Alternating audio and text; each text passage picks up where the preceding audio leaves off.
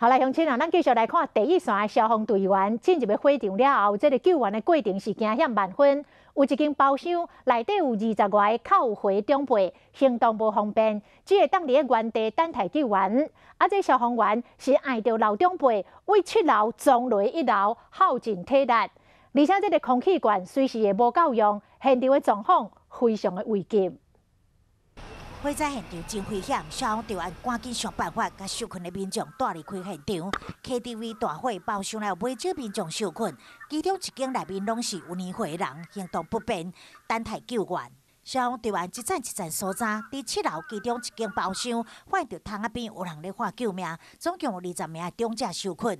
消防队员只会当使用强声的鸣打，用爱或者是用铃的一个接一个的方式，紧甲受困的民众救出来。那一开始有一个瘫软也是坐在那个窗户边的地上，共生面罩让他戴，将他带下楼，我们就轮流搬运将他搬下来。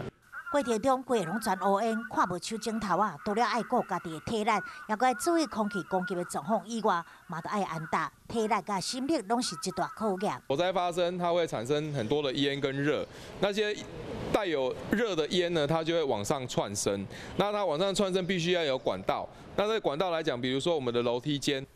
靠着经验，用上紧的方式，5名消防队员总算把受困包厢内20名的长者，一个平安救出火场，和这次火灾死伤的数字降到上低。